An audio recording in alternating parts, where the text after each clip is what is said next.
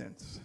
And God, you've protected on the roads. The weather is just cold outside. And Father, we want to say thank you so much for bringing these people here. And Father, we pray that today we're going to leave enriched, encouraged, knowing direction. God, I want to say thank you so much for all the things that you do. Father, we pray that this day will be dedicated to you. In Jesus' name, amen. Knute Larson is going to be the one who's going to be sharing with us. Knute Larson was my boss, and that's why it's very difficult for me. He was the man who ran CE National, and he's still upset that we did not name this building after him. Right. But this is what it is. There's no reason you can't do it. He still wants me to The do Russells it. are dead, I aren't said they? the Russells are not dead. Oh. The Russells are here. He keeps saying, Ed, listen, this is what we do. But I'll tell you, even when he was through all the years, he has maintained integrity. He's a man of organization. But one of the greatest things that you'll see is what he's done in local churches. You have pastored churches. Why don't you tell about how many people were in Ashland and about how many people, what were your high attendances at the chapel? Well, you jump right in. I got my own mic. I don't need you. Get out of here. I do. Hold it. All right. We had a rule on staff: you never give away the mic. Well, that's right. But I have my own. That's helpful. I bring it with me. I use it at home. He does. Janine, all the time. Yeah. Please listen to me. No, but you were in Ashland, and God really blessed that church, and it was really good. It was a small community, and yet God used that. And why don't you tell about Ashland, and then why don't you tell about Akron? Ashland started at 66. I want to say first I served 2 years with Ken Ashman in a Grace Church in Worcester, and it was a wonderful experience. He was probably 58 at the time. I was 26, 25. I differed on some methods, but always learned loyalty and learned so much about pastoral care. Wow. Went to Ashland. When I came home from the interview, I remember saying, Janine asked me, she was very, very pregnant, gave birth very soon after that, a couple days. I couldn't be there because I was auditioning, but I was just kidding. Oh, my word. I was there. She said, what was it like? And I said, it was like our old folks' home. Everybody in the about 25-person board, everybody was over 55, wow. Which isn't that old anymore, but was then. It was then. A wonderful place. 15 years there and good growth. 200 people when we started, and in an old part of town, they called it the Old Mission. Wow. It was just good. That's incredible. Me and a part-time custodian. And wow. Later it grew, and staff John Tevan was a big part of that with his associate then, and then later senior pastor. That is great. Then I went to Akron. Went to Akron. In 83. Okay. Yeah. I know you followed someone, Dave Burnham. Forget the name, yeah. You forget the name, yeah. And his father started the church, and he pastored 22 years, died at age 55 on the operating table. Interesting story. And thank you so much. I'm going to surgery tomorrow. Well, he had a thing done to his neck. He wore a brace. And the day before the surgery, he thought ill of his former boss. Get out of here. And he died on the operating table. Dropped dead. Get out of here. Dave served then for 22 years and resigned at age 48, and I became the third pastor. And when I called my guru, my favorite church consultant, Lyle Schaller, he said, well, you're going to be the sacrificial lamb for at least 2 years. Wow. Or the interim pastor, and then you'll either be the sacrificial lamb or they'll accept you as their personal savior. I mean, pastor. So that was good. And I was there 26 years. 26 years, and God's really blessed. And now you have not really retired. You have made this decision. You are not in one church, but you have been helping all over the place. You know, I get to see a lot of different situations, and this thing about making changes and working with board and staff is clearly the main area of problems. Yeah. How do you get along better? And so I'm gonna go fast, but But I love what I do. I help 3 churches every week in terms of with their staff, the leadership of staff, just the leadership. And then I preach at 2 of them regularly, and then, so I get to coach. But it's my... It's your passion. Yeah. Passion, yeah. I was going to say something else.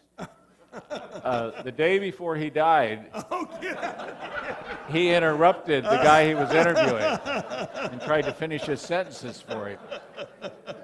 And fell over dead on the operating table. Bingo! There he was. All right. Hey, let's give a warm welcome to Knute Larson as he's going to be with us. Thank you.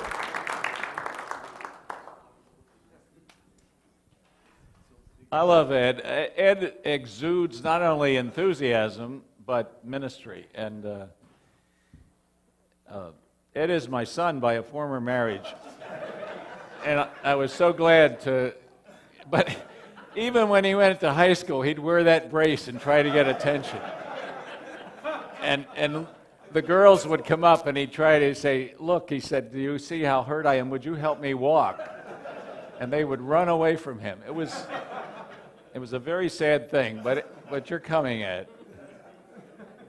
Hey, great to have you. Many of you are pastors or on boards of churches, and we are going to go fast today, but all that to say, raise your hand anytime and say, what do you mean by that, or how does that work? This morning, mostly we're going to cover boards, working with boards. This afternoon, making changes and vision and and some things that have helped. And I go to these things myself, and I know that times I will say things like when I've heard other speakers and say, well, you don't know where I live. But please, go ahead and do that, but apply it. I will try to give principles. I pastored, when I was in seminary here, had a great time. Good seminary. I helped to pastor a church somewhere up there in the rural area here with 2 other guys, so I didn't really pastor it, but the 3 of us pastored it for about 1.5 years or 2 years. And that was the hardest pastoring I ever did. First of all, because I was very part-time, and secondly, because there were 75 people. They all knew each other. They were all in 3 families, and when one person was mad at you, 1/3 of the church was. And also there was one tribal chief in the church who had attained Wesleyan perfection. And he was a mess. Serious. If you have any in your church, they wouldn't be Wesleyan, or they could be Wesleyan, or it might not be doctrinal, but they feel that way, and it's their church. When I went to Ashland, Tom Youngkin said to me, you pastors come and go, this is our church. And I realized why he said that, because, anyway, I do know some of those tensions. The easiest church, the bigger the church, in some ways, the easier it is to pastor in terms of the people, because they want you to lead. It's harder in terms of how to use staff and board. I'm going to give you a lot of papers today just to guide our talking and your questions. This is presented we do this every 2 months or so, or at least 4 or 5 times a year. Grace Seminary, Rock LaJoya is here, and he heads up the seminary, a part of this with the D-Min program and stuff, and CE and Ed and TK and others do that, and I just help to administrate it and manage it. But it's to help you and answer questions where you are. Here we go, fast. Well, the way we were. I would like to sing for you now, The Way We Were. Was that Barbara Streisand? Anyway, church boards and org charts have been handed to us by the pioneers in many cases. In the biblical model of elders, and don't check me on history, I do know this and looked it up, but if we were a Hebrew synagogue, our natural leaders would be the elders because they respected. In Akron, I used to love to go to the Chinese church. We had one in our building, and a Vietnamese church, because they honored elders, and they honored position. And I would try to get all the young guys on our staff to visit there and watch how they treated me. And and I don't mean this in a derogatory way, at the Chinese church or Vietnamese, they would say, Pastor Larson, what can we do for you? And we're so honored to have you here. It was so cool. But that's a different culture. In the Jewish synagogue, they honored the elders. That's where the name came from. Secondly, in the New Testament references to elders and the appointment of them, they carried over to that. If we are 40 new converts and we need to pick leaders, it would be appropriate, we would think, given we're all been pagans for our lives and we're new in Christ at Colossae, it would be appropriate that the oldest in the room, probably me and 2 others, or maybe 4 others, to make 5, would be the leaders, just because of age. Okay, that's where the word elders came from. You know it means, the word is Presbyterian, presbyteros, and it's one of 3 words, along with episcopal, elders, overseers, and along with pastoral.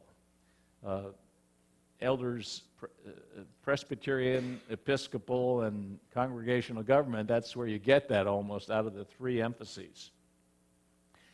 But most of us serve in the Midwest, and a lot of what we do comes out of the circuit-riding preacher, no question about it. And if I were a pastor in those days, not just Methodists, but if I pastored these 5 churches over here, probably I preached either at one of them every 5 weeks, or if I could, I rode horseback and preached at 2 or 3 of them on a week. They called it venues and multiple sites. No, they didn't, but they invented it. So at each of those churches, each of these men on this church where I stopped on my horse had charge of a certain area of church life. And in many Methodist churches, there were 14 commissions. And the 5 people on Christian Ed Commission took care of the children. I don't think they had youth in those days, but the 5 people on the Worship Commission planned the service and took care of that. And that was the background. I help about 1/3 of my time with E-Free now. And that was totally the background of E-Free. And if you see their councils, and it's true in many Grace Brethren, and if you see their church boards, when I went to Worcester, there were 28 people on the board. And they represented these various commissions. There were a youth leader, Don Straits. There was a Sunday school superintendent. And when I went to Ashland, there were 25 on the main church board. One was elected church pianist every year. And what was funny was a lady named Shirley always ran against her and always lost. They voted between these 2 people for church pianist. You should never vote between anybody at church. Somebody goes home a loser. They didn't do it for your job as pastor. Let's vote between you and Joel Osteen. He's going to win, baby. I know that. Positive thinking. All right. So the early model for church councils, and I bet there are remnants in your church if it's over 20 years old, was to have these representatives from various areas because they ran the church. The church had 50 people in it. And they, as a conglomerate, and they did a good job. I mean, they loved it. And what else did they do in life? They farmed and they hunted and they had a job and they didn't go to games. They didn't have kids that were in sports clubs. They didn't go shopping. Church was everything. So they could devote their time to church councils. Now, I'm not just talking. I'm telling you there are reasons to change the old systems and to do it very, very slowly. Differences that must be considered. When I was sitting, I coach churches now, and I probably get in 3 or 4 hours or 3 or 4 sessions every week with different churches. That doesn't mean I know everything or a lot. It just means it's interesting to hear the common threads. But I bet I've heard 2 times in the last 4 months. We do elders, and elders is a fad that John MacArthur started and that came out of the Bible, those 2 things. And John wrote many of the books of the New Testament. I know I've heard it twice in the last 3 or 4 months. We do elders just the way it is in the New Testament. And I act like I don't know what they mean. And I say, well, how do you mean that? And one of them said, well, and he turned to Acts 20, and people turned to 1 Timothy or Titus as far as qualifications, or everybody loves Hebrews 13, and 1 Peter 5, shepherd the people among you. He said, well, we shepherd the people. And one of them, I was showing him what I'm going to show you, and he said, well, that's not the way we do it. We do it the way the Bible says. And how the Bible do, what did the elders do in the New Testament? He said, well, they shepherded the people. I said, well, what does that mean? He didn't know. I don't know. And I said, and I wanted to make a point, and I'm leaving town, and I'm 73. So I said, you know what? You're not an elder. He said, well, yes, I am. The 5 of us are elders. I said, how old are you? He said, 34. I said, you're not an elder. An elder is an older. Do you think 34 is older? And he said, well, no. And then we laughed. I wanted to make a point, and I wasn't trying to be mean, but I don't know what the elders did in the New Testament. I think they stayed in a home church and helped lead there, and I'll tell you one thing, they did what Paul said. And there's a number of things we don't have, and I want to look at the differences that must be considered. The time that these pastors or elders gave to the church. When I was a pastor in Akron, pushed by some on staff, I finally said, okay, if you're on staff, you should work 52 hours a week, plus come to church on Sunday. Everybody differs on that, and I don't care if you don't have rules. And some pastors say, if you can get your job done in 35 hours, that's fine.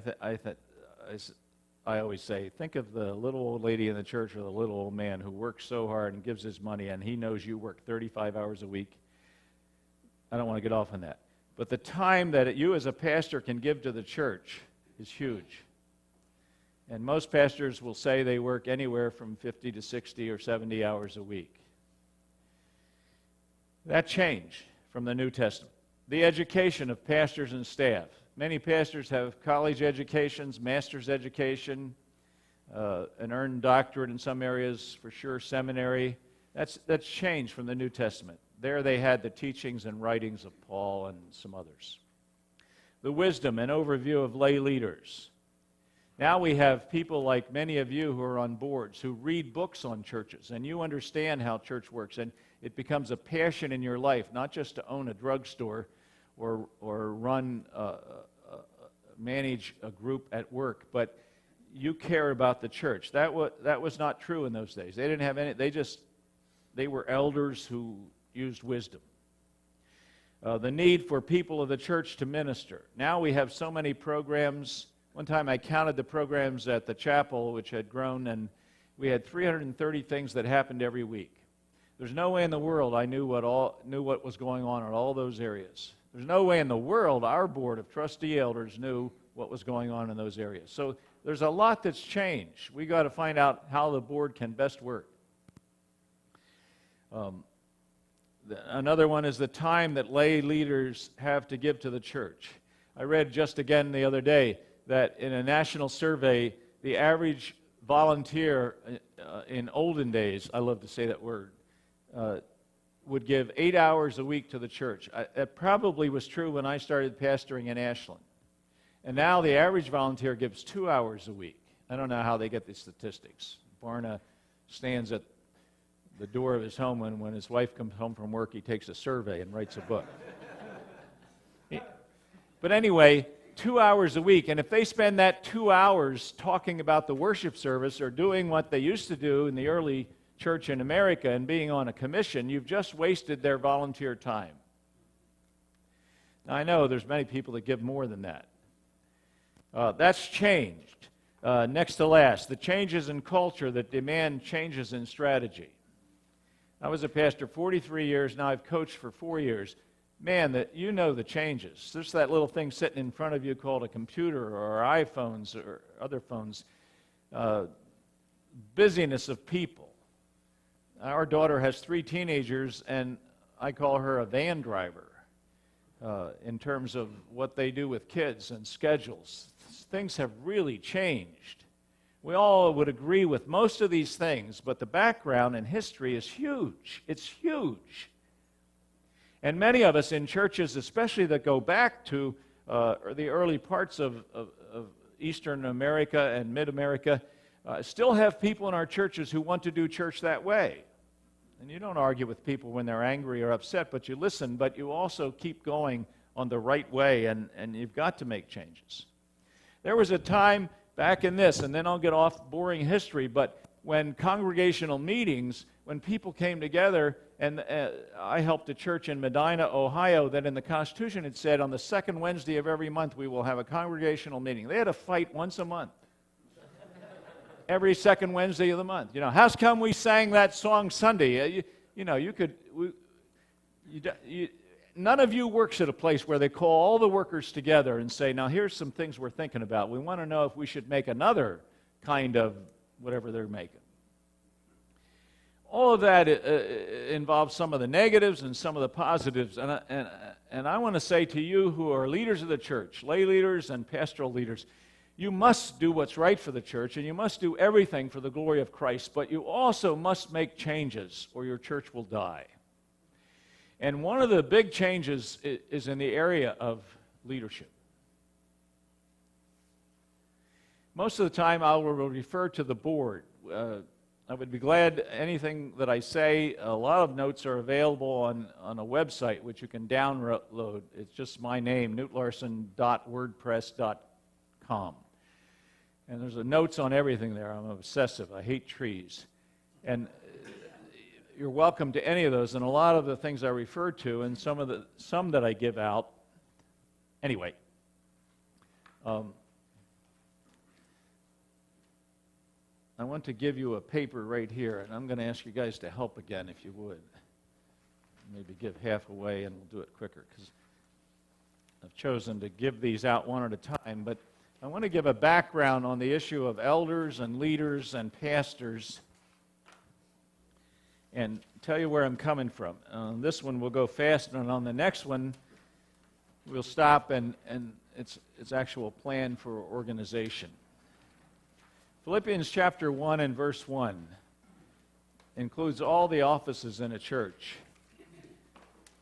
Let me read that to you. Paul and Timothy, bondslaves of Jesus Christ Jesus, to all the saints who are at Philippi, including the overseers and the deacons. Paul and Timothy, bondslaves of Christ Jesus, to all the saints who are at Philippi, including the overseers and the deacons. There's everybody in the church, and it's really essential to know this, every office in the church.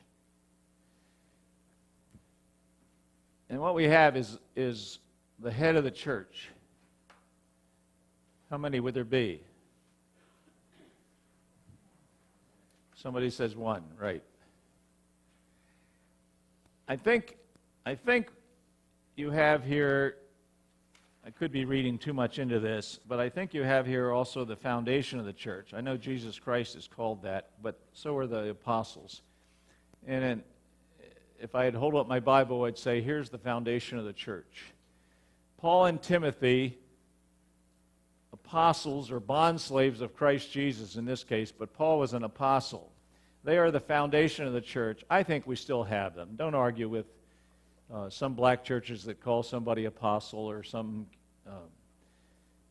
not always charismatic theology, but some apostles. But we don't have guys like Paul that got direct ties with Jesus Christ. Timothy, let's call him an associate apostle. But then you have to all the saints, and by the way, we don't use that word, but all the member ministers, all the people who are in Christ, they are the people you should love more than any and help to grow. And to all the saints who are at Philippi, all the believers, you know that. We're the holy ones. Set apart, it doesn't mean morally holy. It should mean that, but it first means we're set apart in the church. including the overseers and the deacons. I wrote or helped a church write a new constitution.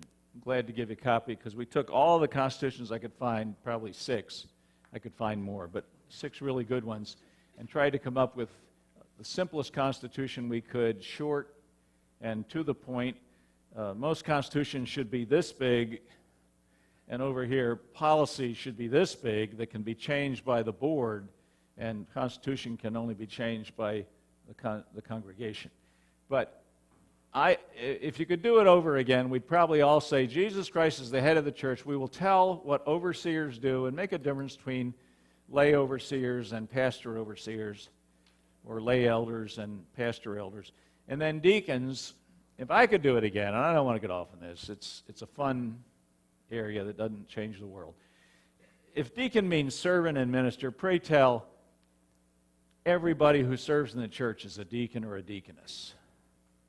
I know we're not sure if Phoebe was a deaconess, but everybody, pray tell, if the early deacons, Acts 6, if they were deacons, I guess, waited on tables and took care of widows, surely the man who teaches 7th grade boys is a deacon.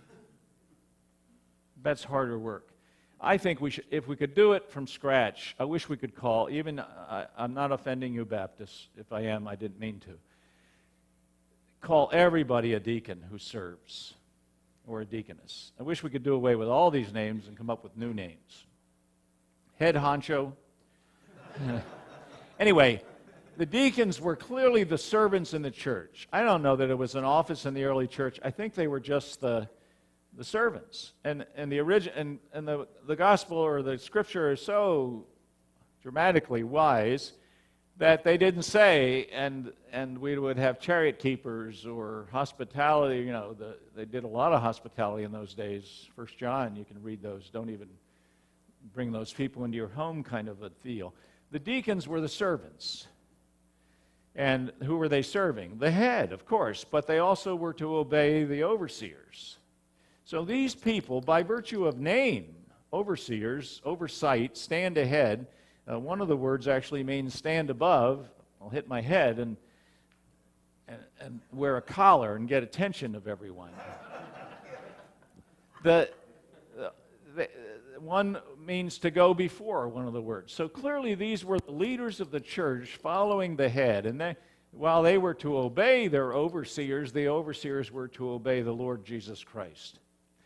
So in a church today, could I bring it over to our culture and say, they're really, whatever you do, when I went to Ashland, we elected 28 officers. I think it was 28, 25. We elected a flower chairman. This was 1966, 68, before you were born. And we elected a hospitality chairman. In those days, we put up all visiting speakers at a hotel.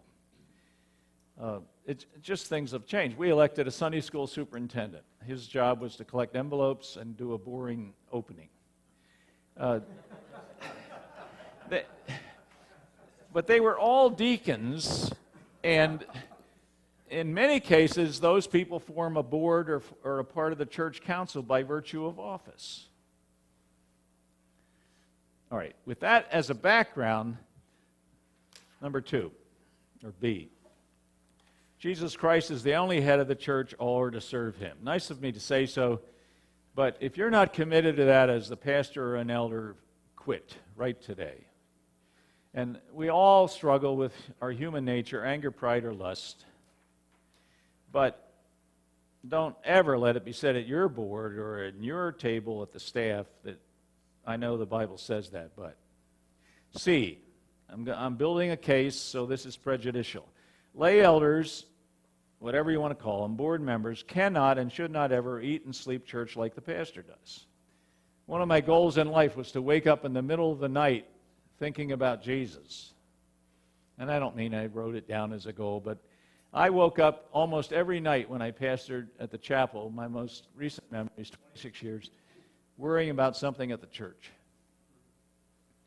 And often I would write it down on a little thing, and sometimes I would go right back to sleep, sometimes not. Last night I woke up worrying about today, just for a few minutes. Also went to the bathroom. I don't think I have to tell you everything I do.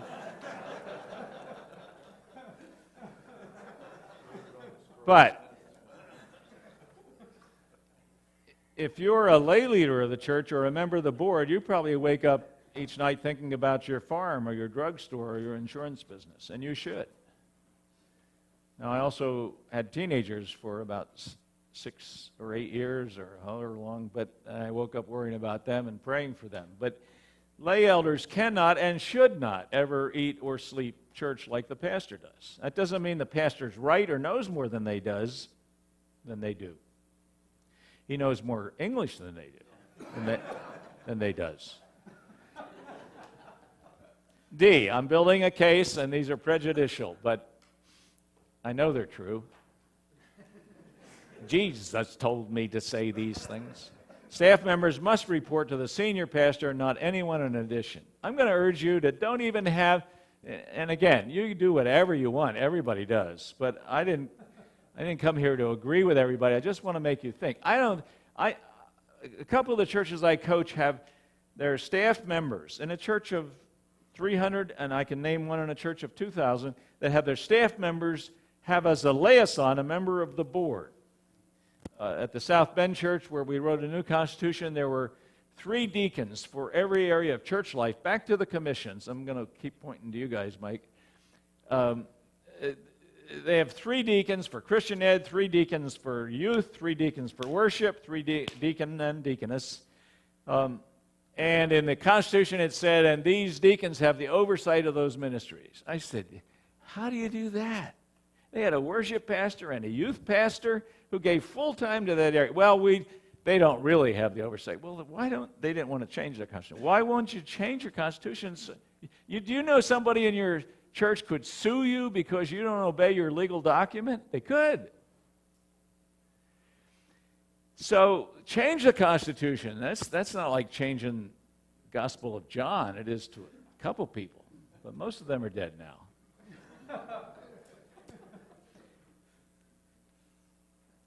Staff member, anyway, they have liaison on staff. So the guy, well, my staff elder or my liaison elder said this, and staff members should report to the senior pastor. Everybody at Willow Creek reports to Bill.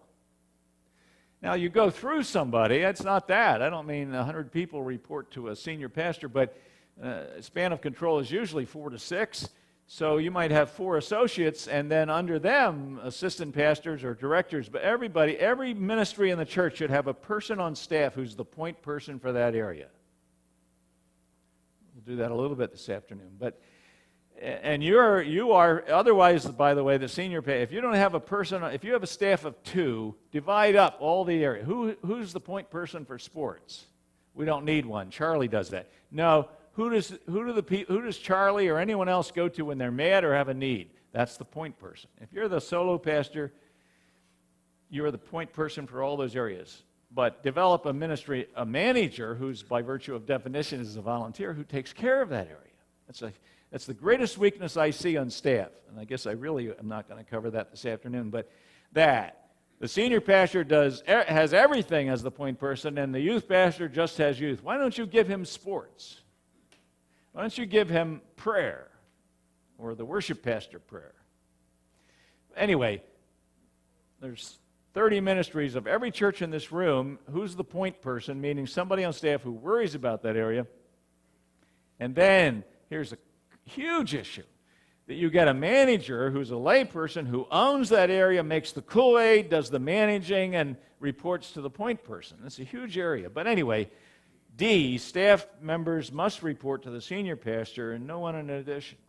And again, I don't mean not through somebody else on staff. E, there is no exact church organizational chart. I can draw 4 of them. I have studied this, and one of the requirements in one of the D-Min courses I teach is draw the main 3 kinds of, Presbyterian, Episcopal, and Congregational, which has many varieties. And many people draw Congregational with a congregation at the top. 50 people are going to run this church. Good luck. 50 people, We'll come to that later. E. F. God often shepherds by what seems best to a group of leaders. Sometime read the book of Acts and see how many times they do what seems best. And by the way, I know this is an area where all of us have opinions and no one knows who's right. But don't blame God for everything. We're going to wait and see what God would have us do. You always say would have us do. I remember when I was little, we prayed for Journey's mercies on Wednesday night. I went to prayer meeting when I was 15. Amen. And endured long prayers of a couple of the guys in the church, and I fell asleep a number of times. It wasn't very spiritual. But my brother and I were very involved in the Grace Church in Harrisburg, PA. Big deal. But we prayed for God's will. All of us were scared as kids we'd miss God's will about what college we should go to. Now I wonder if God is worried about that. He's worried about our character, and I can see God's shepherding in the past when I look back. There's not one of us in the room that prayed, who should I marry? Oh, you did. I don't mean that. But you didn't then wait for God to tell you who to marry. You dated somebody. I remember we had a guy, Dr. Cadup, the president of Grace, is here. Great to have you, Bill. And I know I'm before your time, but when I was here, there was a guy. Back in the Civil War days, we had a guy who went up to a girl. I guess everybody knows this story from there, but we know he did this. I know this happened. And he told a girl that God had told him that he should marry her. She was not impressed. And people will say, I'm waiting for God to tell me what to do for the church. I understand intuition. I understand the Holy Spirit a little bit. But you didn't do that about your second biggest decision of life, about marriage. You didn't sit there and wait, who is it? And I didn't date Janine and say, well, let's just walk hand in hand and let's hug a little until God tells us whether we should marry. Let's hug a little more. Maybe we can't hear him. There was no place to hug in the Grace. You couldn't even go in my favorite time at Grace, it's 50 years is up, so I can now say this. One time, one of our basketball stars got in his car at Westminster, where I'm teaching this D-Min class, and his buddy got in with him. His buddy was known as a guy that made out a lot. That doesn't mean money. Well, I'm a sophomore, and I saw them coming out, and I hid in the back seat of their car on the floor. I laid down. So from Westminster down to McKee Courts, down on the island, I heard them talk about their date. They went out and parked. That rule about you always had to have another couple with you doesn't mean a thing if you take another couple who likes to park. I was scared to death when either of them could have beat me up, or at least the one guy. I think I could have taken the other guy. But when we got out at McKee Courts, they opened their door, opened them, and I get out the back seat and say, hey, thanks for the ride. I now know how both of those two, their girls, Jessie was one of them, how they scrunched. That was the word they used in those days. That just means kiss. That's nothing big. A whole bunch of kissing. Anyway, I dated Jessie the next Friday. I did not. Good leaders are first servants. Gee.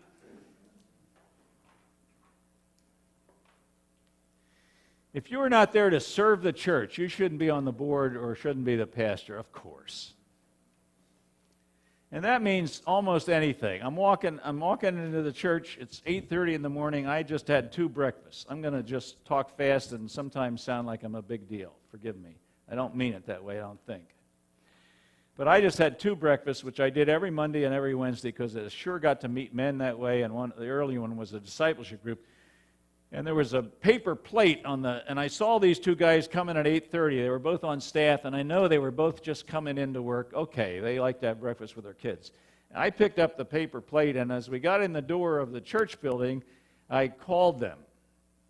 And I said, hey, you guys. And I was smiling, and I said, did you see this? And they both walked back toward me a little and got quiet. And they both had seen it. I guess it wasn't their job. It's not your job to pick up a piece of paper. It was a paper plate. They got the point, and I wasn't trying to catch them doing something bad. But if you're not a servant, every time I say to a small group, let's name some things Jesus did in his life that remind you he was a servant. Everybody always says first, he washed feet. He loved Peter. He went to the house of Zacchaeus and Matthew. He actually said in Luke and Matthew, I think too, the greatest among you would be your servant. And the great context in which he says it, aren't people cool, is they're arguing about which of them is the greatest. He says, I'll tell you who the greatest is, who serves the most. And most of what we do as pastors, a little bit of it is glory from up front, or that was a good sermon. People even say that when they're sleeping.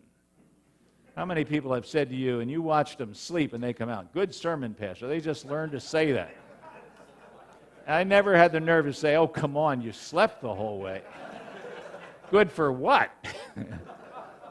Okay. Good leaders are first servants, and always remind yourself. I don't have enough disciplines. I told Dallas Willard I could do a half-day silence retreat in 20 minutes. He wasn't impressed. I was taking a course. He did laugh. But bow your knee at least a few times a week where all you do is say to God, I am your servant and I will worship you. It helped me to be on my knees to do that sometimes, but especially when you treat the people. H, it takes years to build the excellent mood of a church, days to destroy it. You know that. Some of you are still fighting legal battles from the past. Or any pastor who flunks, or any lay leader. The pastor should be first among equals on an elder board. Why? Not because he's cool, because he really gives so much time and effort and reading. So two things, the elder board better have a proper respect, but he better have a proper background of study and prayer and thinking, and not just, J, I don't know if I like this anymore. I wrote this months ago, but a man I work with is the superintendent of the Great Lakes District, and he wrote a whole book where the pastor is the executive. Compare it to Washington. And the more I think about it, I don't want to compare it to Washington because it isn't working all that well there. But the pastor is the executive branch, and elders, or the board, are the legislative who make the policies, and the membership is the judicial who approves the policies if they wish. They can pull anything in and say, we want to vote on it. But who especially judges whether it's good by their giving and their attendance. I get that. K, I know this is true, but grapple with it. The larger the church, the smaller the decision-making body. When I went to the chapel in '83, there was a certain standard for the women's ministry and another standard for the normal ABF ministry, the group ministry. And you could be divorced and serve in the ABF ministry, but not and serve in the women's ministry. So you better have one policy. Every church should have one policy board.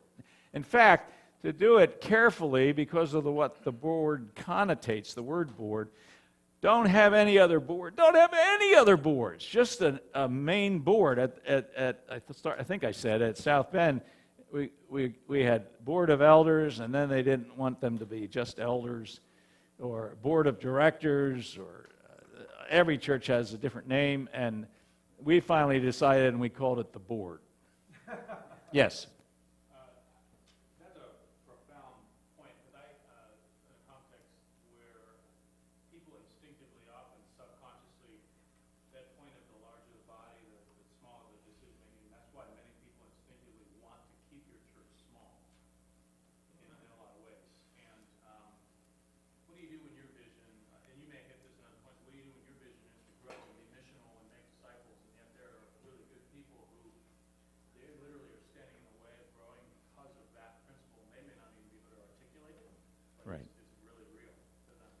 It's a good question. And they wouldn't say it that way necessarily, of course. And people who were used to congregational government really loved it way back there. over with those guys. Well, the best thing you can do is grow so they're outnumbered, because you're not going to change their minds. And the last thing you want to do with somebody who's angry, by the way, is argue. You listen. When your wife, I think there's only men in the room. Let me just say a few things about women that I just despise. Is it live stream? I just want to say, women make our lives. Where would I be without Janine? Nowhere. Janine, as you watch this, just remember. Okay. What's your question? I didn't mean that smart aleck, the first part. Just keep helping new people come in. They don't want congregational meetings unless they went to the Baptist church down the street. And they're the ones who usually say it, who are used to the old way of doing things, and you never argue with it. You just say, you really miss that, don't you?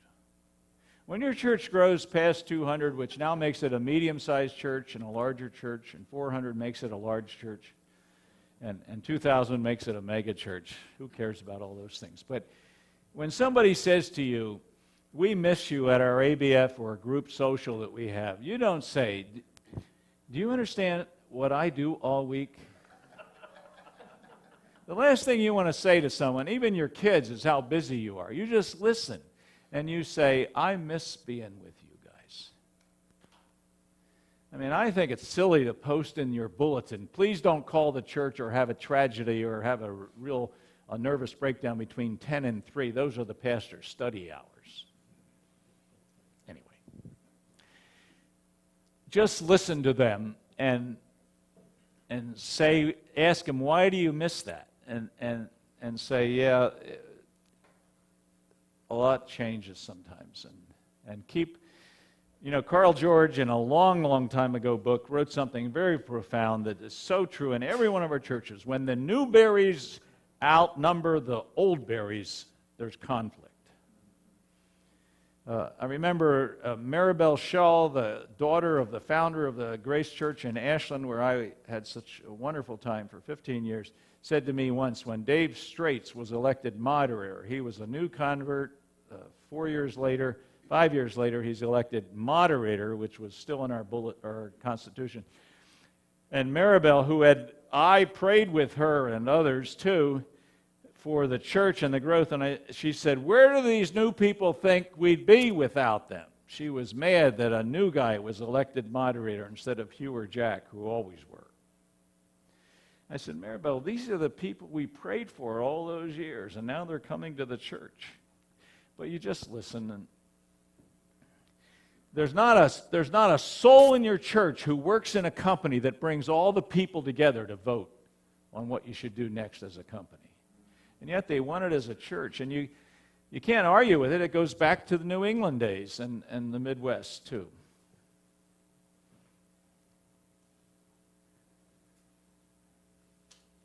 This is huge. Lau Schaller lives in Arizona now. You ought to have some of his books. I think I have every one of them. He's boring and he's profound. He's a city manager. I did a couple things with him. I was the Bible teacher and he was the church guru. And man, when he knows church. I called him when I was going to go to the chapel following a Greek hero, a wonderful man, Dave Burnham, who followed his father. And I said, what should I consider when I go there? And he said, this is phone, by the way. This is computer. He said, well, for 2 years you'll be the interim pastor, and then you'll either be the sacrificial lamb or you'll become the permanent pastor. Honor the past. Never speak derogatory of Dave. And I certainly honored that, wanted to. And it worked fine. But here's his quote, push ministries down, push policies up. People will try to do the opposite. Meaning, help people get involved in the ministry, push care to your groups. There's not an elder board in the room who can really care for any church over 200. And many churches take that verse from Ephesians or 1 Peter 5, and there is a part of shepherding there and caring for the church. And they say, well, that's the job of elders. I want to say that's the job for elders to be sure it's there. I'm arguing with a Presbyterian church in Washington, D.C. We're on the phone. It's a conference call with one of their elders and the pastor. And this elder is so adamant. We care for the people of the church. It says to shepherd the people. I said, what's your job? He said, I'm a lawyer. How many hours a week do you spend at your job? He said, I bet 60. I said, how many people are on your care list? Many elders have A to C and others D to F.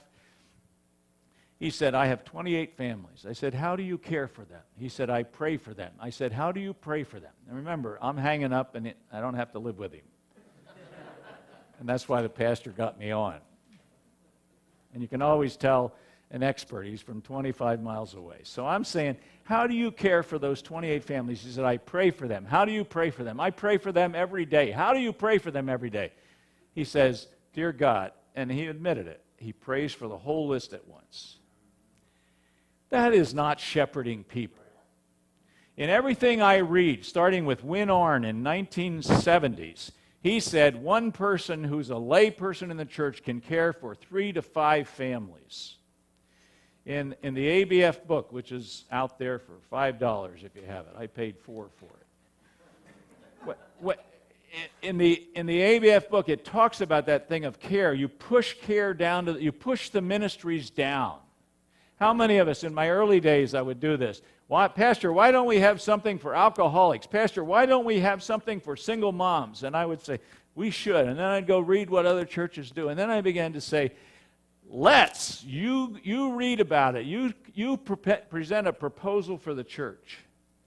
By the way, I'm teaching a course with Moody online regularly called The Church and Its Community.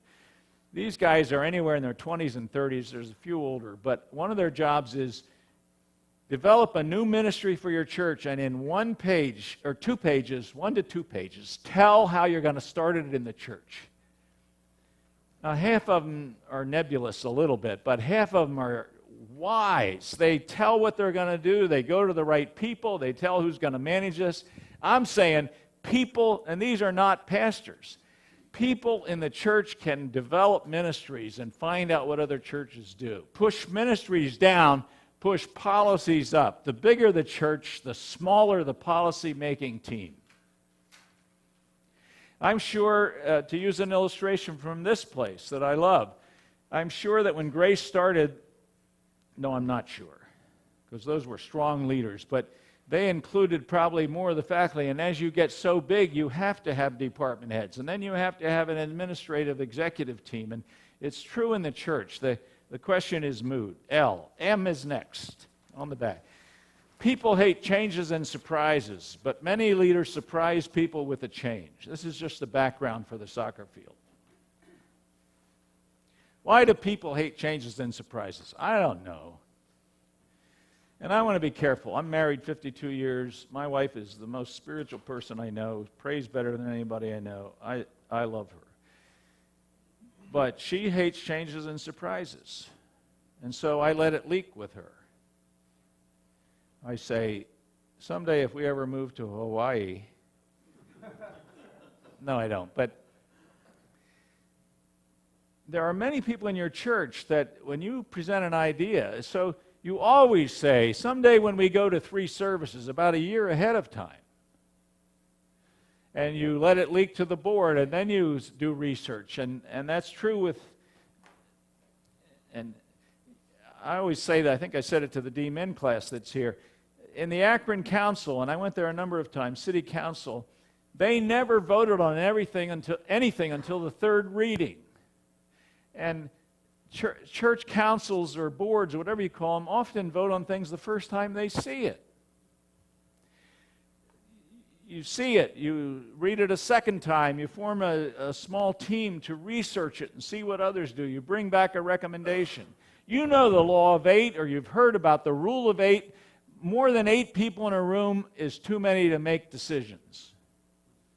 I sat in a room of 16 board members, 11 board members, and 5 staff, and watched them try to make a decision with 16 people. And they asked me to critique it up in Kalamazoo, wonderful people. And I said, of those 16 people, 3 talked. Now, 7 talked totally, but 3 dominated.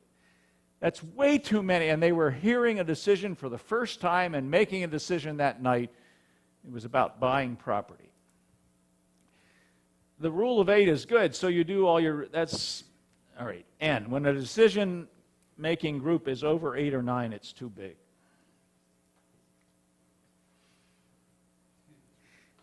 Yes?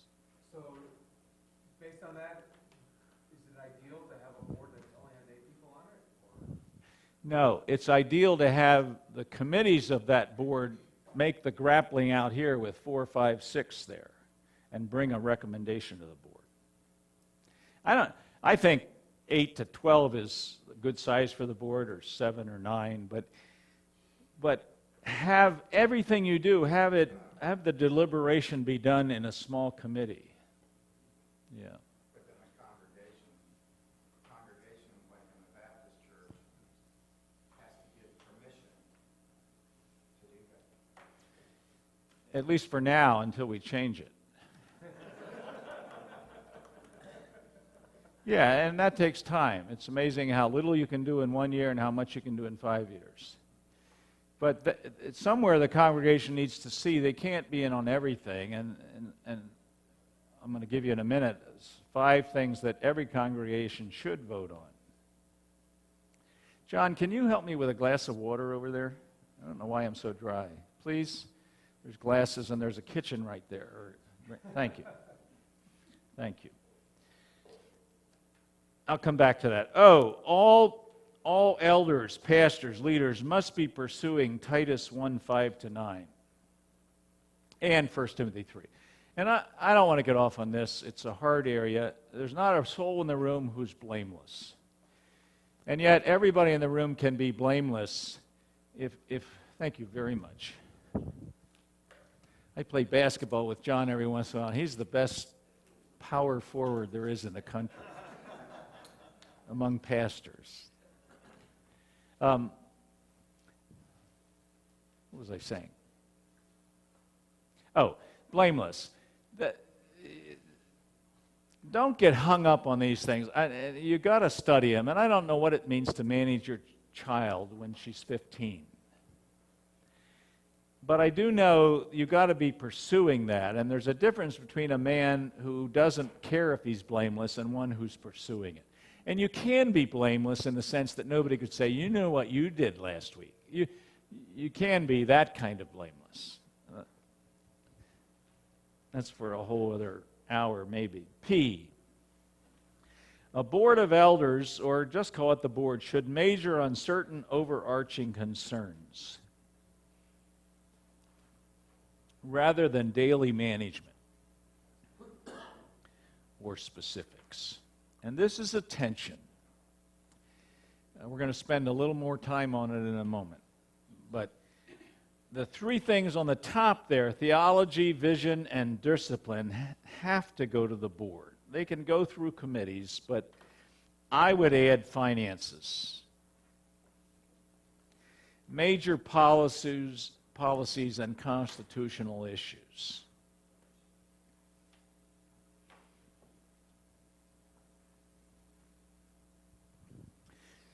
Q, pastors and elders, and I think they share this, but you got to figure out how to share it, and that's our goal this morning. Share a large ministry responsibility. And there they are, the 6 commands. I suppose there are others. I always like these 6. Lersti. And rule, the second one, means manage, but it does mean rule in the biblical way as a servant. But lead, rule, shepherd, teach, equip, and be an example.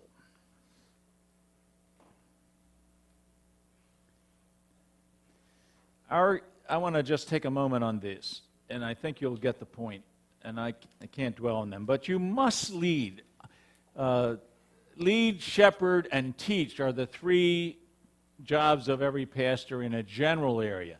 And every time I give that talk, I'm going to give you a sheet, at least a third to a half of the guys say leading is their hardest area. So many of you who are pastors have shepherd's hearts coming. It's all there. You love people so much. And teaching is what you adore.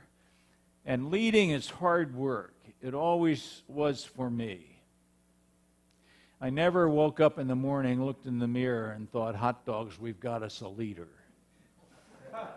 But I often sat in meetings and thought, I'm supposed to say something. It's my time to take charge. We've done a lot of thinking and talking. And by the way, the people who honor your leadership better than anybody else are people who are leaders. You get somebody on the board who's never been a leader, and he jumps at it. And he doesn't want you to lead. He wants, I remember a guy, I'll make up a name, Ron. That's not his real name. Actually, it is, but I don't want to get sued. And he loved to question everything on the board, because it was the only time he ever sat on a board. I'd be careful on the board. Lead, rule, shepherd, teach, equip, and be an example. I asked our kids what they liked about their president at the college they went to. And they said, he walks around the dining room sometimes, he plays basketball with the guys, and we see him on campus and he says hi.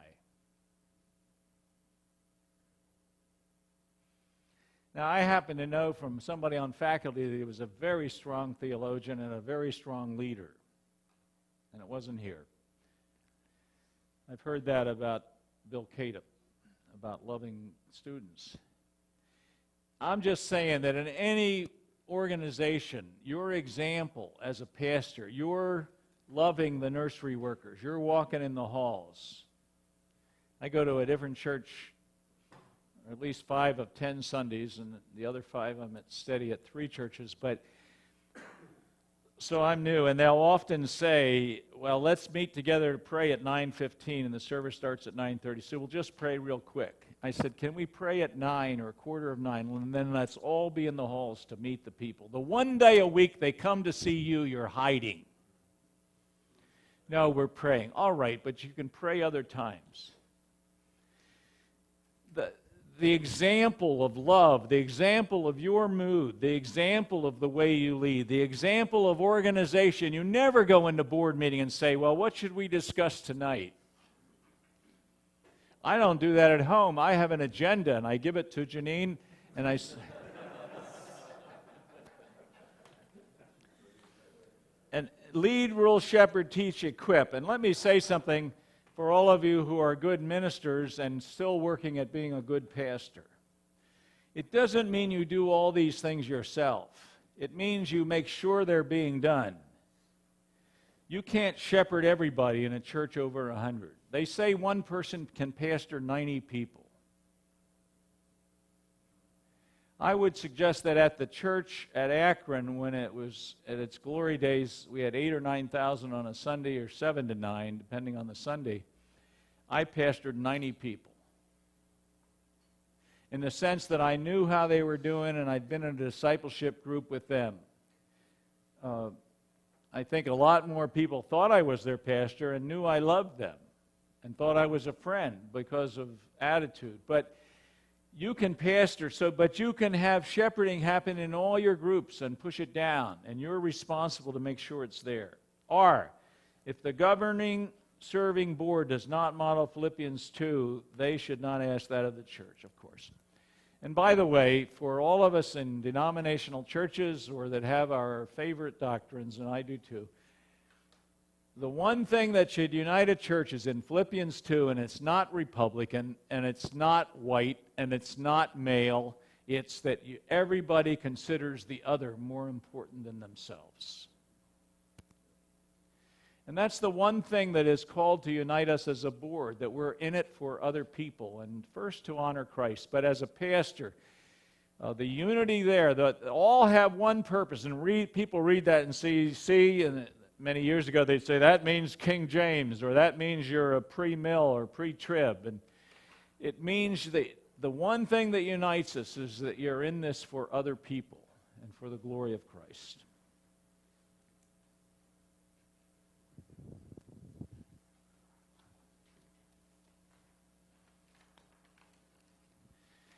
Can you help over here, Lee? Sorry to Probably should have put these in a packet, but some of these I just did this morning. Please. Can you help right in the middle here? Somebody.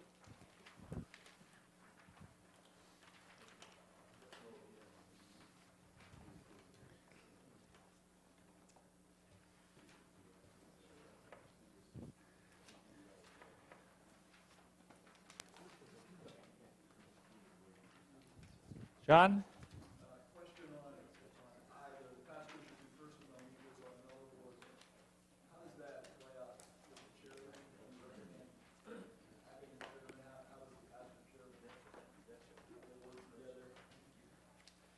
Which one are you referring to?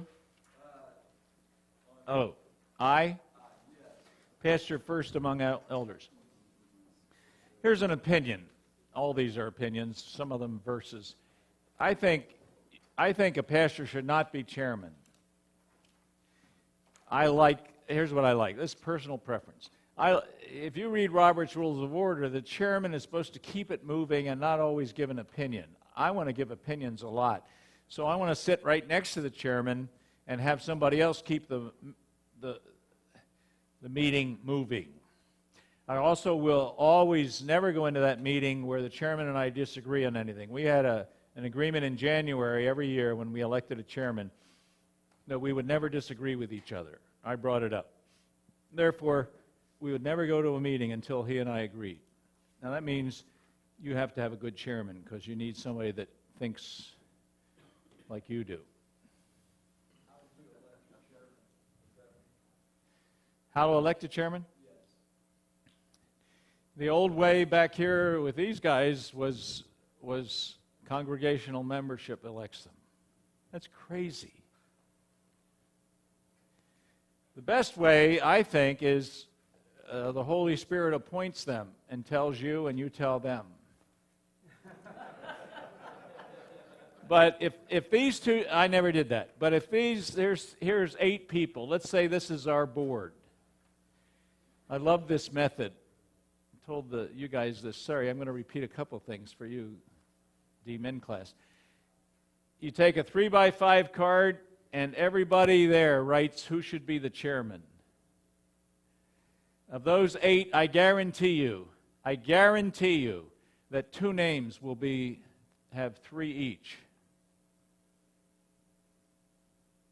And then you have somebody over here who's the director of finance or somebody who's so squeaky clean, not one of them, but somebody from staff who counts them and comes back and says, they want us to vote between Drew and Dave. I know there are 2 names. And so now we vote on a 3x5 between Drew and Dave, and almost always one of them gets a majority. If it's 4-4, we never tell the numbers. If it's 4-4, I count my vote, and Drew is elected. Drew was in the Green Beret, so I'm going to make sure he's elected, not Dave. That's how we did it every year, and I loved it. You know why? Because the first time, when in Worcester, here's how we did it. Norm said, I move, what's your name? Mark. I move Mark be chairman. And Roy says, I move the nominations be closed and Roy be declared chairman. Did any of you ever sit in that kind of meeting? That's crazy. That's crazy. Dean over here, he doesn't want Mark to be chairman. What's he going to do? I don't want Mark as chair. Now we got this unity. So they all go along. We did that at Worcester. That's crazy. And I don't want Daniel saying, so Dave nominates Phil, and Daniel says, no, I don't want Phil, I want Adam. Now you don't want to do that. You know what I'm saying? So those 3x5 secretly, there never was a year in 26 years where the chairman didn't turn out to be a good leader. And frankly, the one I thought would get it. Because they know, none of them, we always put 4 new ones on every year, but usually 2 of those were returnees, or 1 at least. They never elected a new person, and they always knew who among them was a stronger leader and keep them, I don't know. I'm glad you asked that. Get me the ball next time. No, actually, you shoot much better. But still, get me the ball. All right, you have this soccer field. I want to take a little bit of time on this. I don't care what you call it. Read T.J. Addington. He calls it the sandbox and has 4 different sides. But if you read secular books on boards, they'll call it this. They talk about ways and means, some of them. But I think you need something, and I don't care if you draw something else. I don't care if you use this. A number of churches are using this. In the E-Free Church, they've adopted it, many of them. But it's the soccer field. Let me explain it and then ask questions. The board of the church takes care of the 4 sides, the boundaries. They can be good at that. That works in a church of 100. That worked in our church that was much bigger than that. It could work at Joel Osteen with 30,000. And he and I talk every day. Watch him sometime. If you want to understand American religion, watch him. A new, warmed-over Robert Schuller, and probably a very good man. I don't know him, and a very good speaker. But he'll say on national TV, I don't mention sin. And at the end of his program, every time, he turns to the camera and tells you to receive Christ as Savior. Pray this prayer. I take you, Jesus, as my Savior. That's American religion. I don't know how anybody in the world could, I don't know why they wouldn't first, but how it could be meaningful, except by God's Spirit. And I'm just saying, that's critical, but that's a good picture of where we are in America. He's adored. And I was surprised at how many people at the chapel love Joel Osteen. Not a whole lot, but I mean among some of the people that I talked to, have you seen? Again, I say he's a great speaker, great motivational speaker. But I'm saying it carries over to all of us if we don't watch it. Anyway, the 4 boundaries are kept by the board. The staff plays on the infield. Every question you have, I'm going to give you some notes explaining this in a moment, but I want you to look at this and ask questions. The good of it is the board can look at that and say, that's what we do. If you do it the old way, they do everything. And when every church starts at size 20, some of you have planted churches. You do some of the hard pioneer work. So you have 6 on your advisory team, men and women, and you say, Shirley, why don't you take youth? You take children, and that's great. And that's the way it starts. So when you get a board, you give them all a section of the church like that. And then you know what that does? Most of the time, either they can't do it or it keeps the church at 100. Because the church is run by lay leaders who have to manage their drugstore or their insurance business and now come together like this and try to make all those things happen. But anybody in the church, man or woman, depending on how you look at this board, but let's call it elders maybe, or the board, it takes care of the boundaries. A guy can run his insurance business, think church some, have an agenda ahead of time, and think, I can take care of those boundaries. This answers the question that always comes up, every church I coach. What do you do if the pastor became a renegade or was mean? And most of the people that ask that, not all of them, know of a church where the pastor bombed or became a dictator. This takes care of that. Why? Because the 4th one down at the bottom is culture and product. And you can call these anything you want, but culture includes we are a church of grace, and we are a church where leadership serves, and we are, you can define those things. Over on the right, guidelines. Our values include grace, worship, community, mission, integrity, or whatever you have as your values. But the board guards those. Its agenda is those 4 sides and the pastor's report. I think I showed this to a guy in a big industry. He said, well, that's what our board does. It wasn't quite that, of course. At Goodyear, the board comes together and guards the boundaries and then says to the CEO, now make it happen.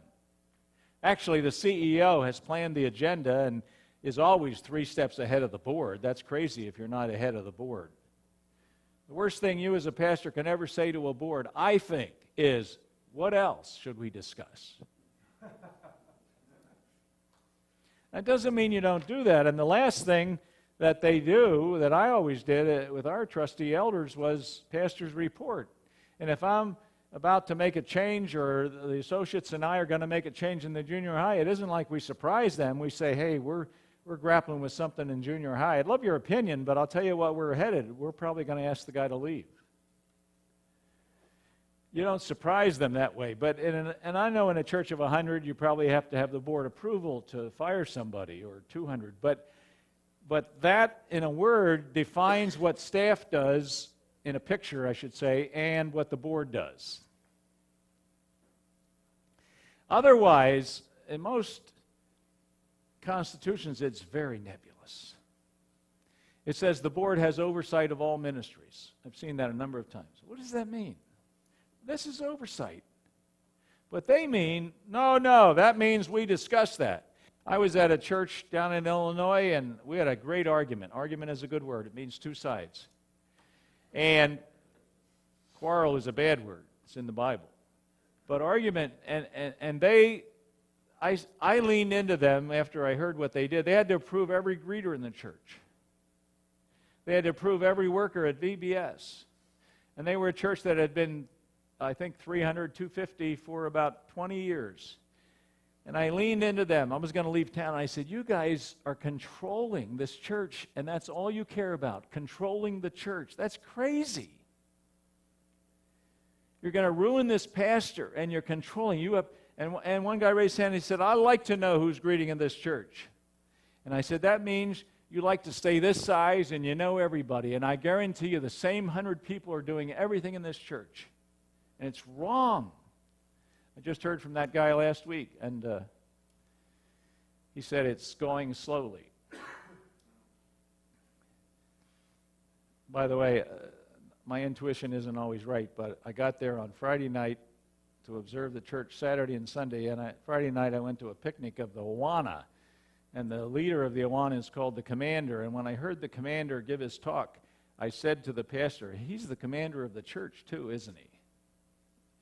He said, yeah, he's chairman of the board, and boy, is he hard to work with. And he was. It was interesting. He's the one that said, I like to know every greeter. That's crazy. There's not a college, Christian college, company, or anything that has the board mixing and doing all the daily ministries. If they do, they stay 100. And the average church in America is 100 or less. And it's fun because you get good board members who love what they do, and they're good people, but they can't span of control or vision. They can't do but what they've done. I want to go through the four sides. Foundations: statement of faith, constitution, restoration, discipline. By the way, don't have a discipline policy, have a restoration policy, because that's the goal. And do you know that in the law, at least in Ohio, I don't know if it's true in your state,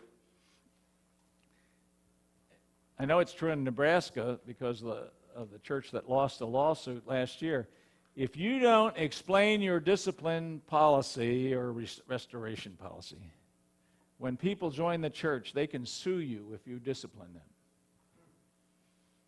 So we had a guy on our staff, he was a lawyer, who every members meeting he had 5 to 10 minutes to explain our discipline policy. And he's so kind. Bob, you know Todd. He's a wonderful guy.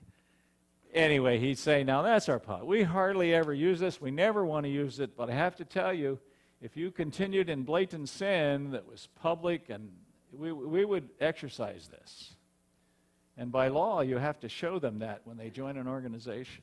That's interesting. I think it's interesting.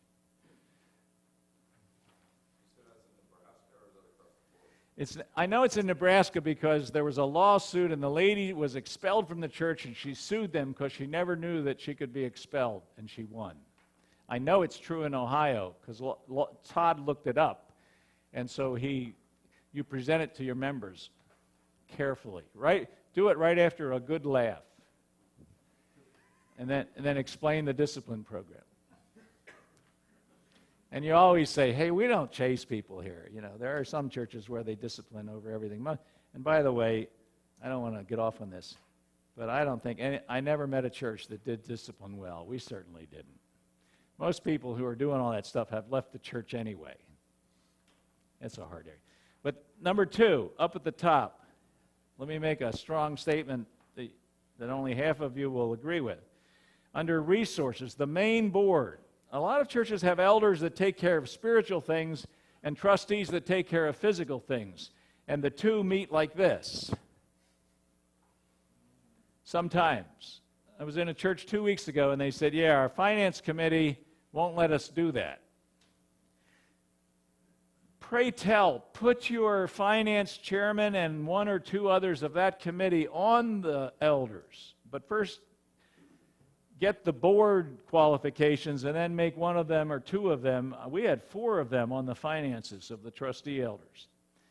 And then add a couple adjuncts who are really good in finances, but good people too. And resources includes budget, finances, building expansion, property.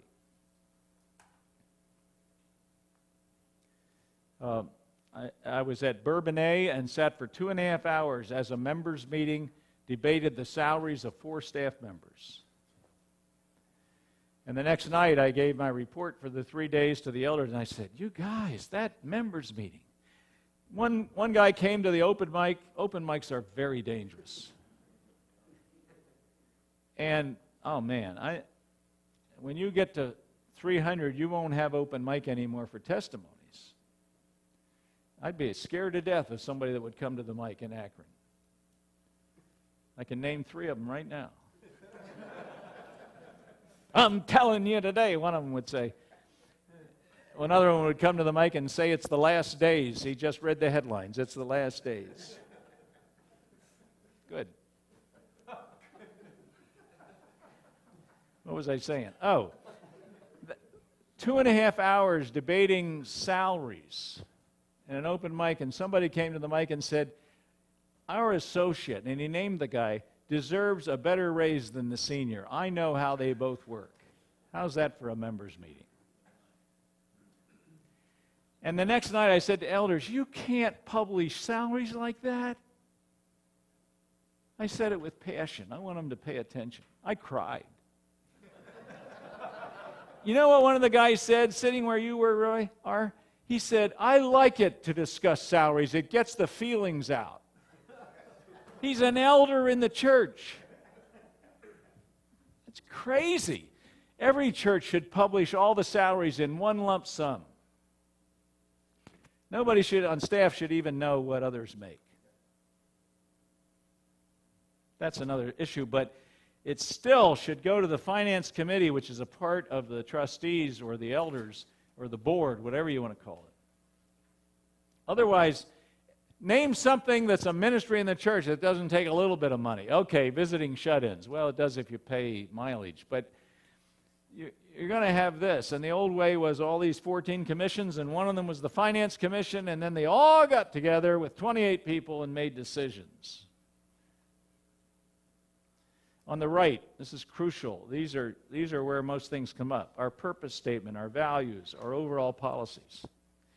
I think a policy might be anything from you pay 55 cents a mile for people who drive for the church, or at least staff, and that goes through the finance committee, and all the board does is say, I vote we accept that. Our finance committee, and I'm sure it's true at many churches here, when they met, they looked at line items.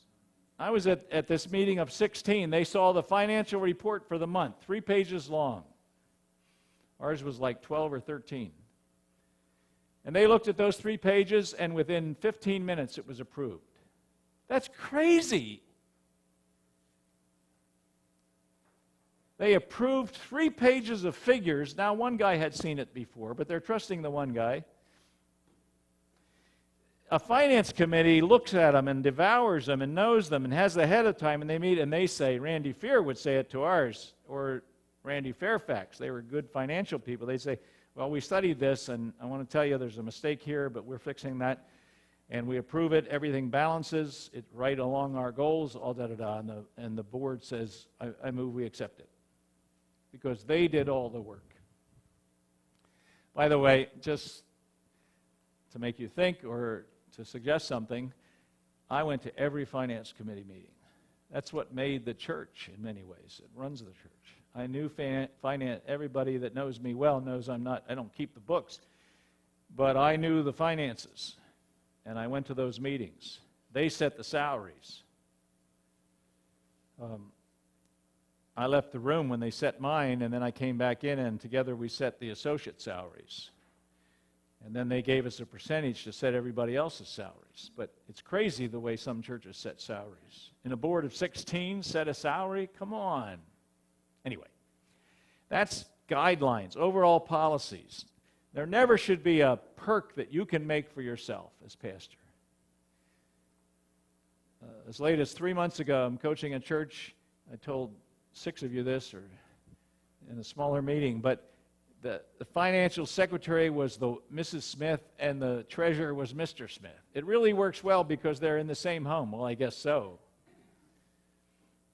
No, there's a lot of Smiths in different churches. But she would write the check requisition, he would write the check. I said, you guys, you don't know those people. They're so honest. Yeah, but all I need to do is say, guess what? At the member, or make an accusation, or what about the next couple? The Joneses are cheats. I said, I know the Joneses. At the bottom are goals. This is crucial.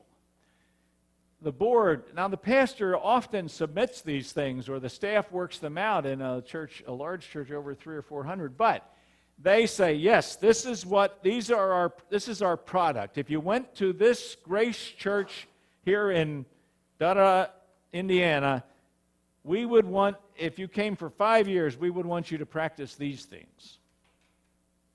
So they've set the goals. We want you to be somebody who prays, somebody who knows how to witness, somebody who worships, somebody who loves. These are pretty general. We came up with 7 characteristics, and then we put them through all the ABFs and the home ABFs and all that stuff. But the board guards this and says to the staff, go.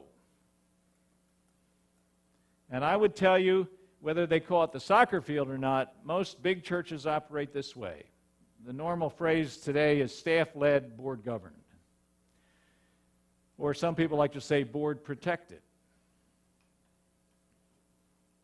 Doesn't matter what you call it. I would just say this for sure. You have to have a standard. What does the board handle? Else they'll keep handling everything. Think history. Can they do it? Yes and no. They can't. They can do a certain limited amount because they do so many other things in life. Now, a board member jumps on the infield and helps with junior high, but not because he's an elder or a deacon, whatever you want to call it, board member. And an interesting issue, when I make up something, I'll tell you it's made up. But in an interesting issue that happened not long ago, one of the board members, I think they call them elders there, walked by the hallway and called the junior high pastor out. It was before it started, but he heard him practice, and he says, we're not having that kind of music in this church. Well, personally, if I would have heard the junior high music, I would wish they wouldn't have it, some of it. But it's because I don't like junior high music. I like junior high. I know Pat Boone and Bev Shea. Any other questions? I feel so out of it. So I asked a guy recently, I was traveling somewhere with a young pastor, I said, name the leading Christian groups. I didn't know one of them. I think I knew DC, but I'm not sure he named them. Okay, I'm out of it in some ways. But Pat Boone was good. Until he got into those chains, and then he... Here are a couple issues in case I don't get to them later. I keep watching the clock. No elder else alone. The only time you're the board is when you're seated right here in this room. That's a huge rule. A deacon board, if that's your Baptist background, or an elder board, or the board, whatever you want to call it. The reason you have 8 of them, or 10 of them, or 7, and by the way, you can't have 3. 2 churches I tried to help recently, they asked me to, had 1 pastor and 2 lay elders. I said, well, you're not a board, you're an all shucks group. That's a fun kind of group, but that's not, you need more minds than that together. How do you develop new leaders? You start leadership groups and discipleship. But anyway, one of the rules is what happens in Las Vegas stays in Las Vegas. What you say in here stays in here. You can argue all you want in here, and you don't argue mean, you say it. But when you walk out of the room, we made one decision. And you decide who the spokesmen are if it's a controversial area. You have talking points.